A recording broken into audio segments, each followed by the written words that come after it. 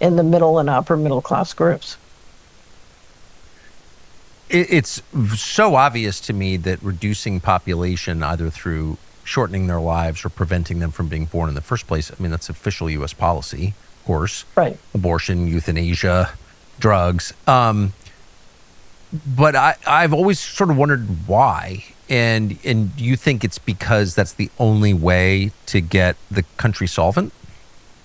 So I think it's a combination of things. First of all, you have, again, we have this explosive new technology, and I think you have a lot of people in the leadership who believe, first of all, it's very difficult to manage people, particularly if they get their hands on this technology, but they also believe they're going to live for a long, long time.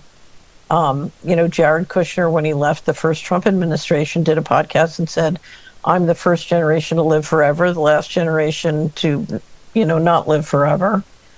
Sean Parker, one of the co-founders of Facebook, said, I'm a billionaire, so I'm going to live to 145. If the oligarchs are going to live to 145, one of the things they know is not everybody can do that, or you're going to have an environmental problem, right? Right. So part of it is that. But I also think with robotics and automation, they think they don't need a lot of people, and a lot of people are hard to manage. Yes. Now,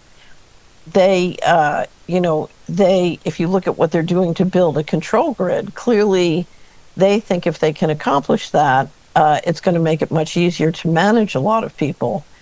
But frankly, they don't necessarily want them around. They don't need them. And so I do believe that many of them feel they would be much better off with much lower populations. I think that's obviously true. May I ask, though, about what role a global war would play in that? So, like, on the one hand, obviously war reduces population. If you wanted to clear the Ukrainians out of Ukraine, leaving only the resources and Indian immigrants, you would do what they are doing. I get it.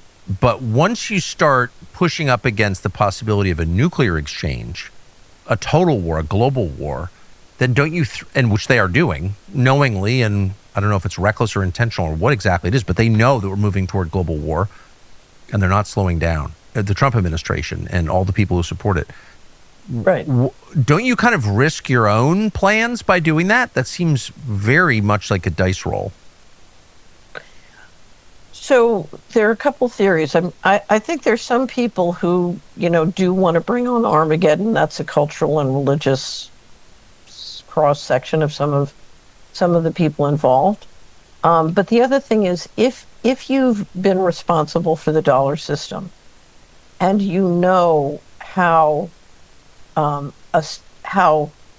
dangerous an improper or a difficult unraveling of the dollar system could be for most of the countries around the world, you know how an unraveling could kill and hurt and maim, then you will go to extreme lengths and kill many, many people to avoid that.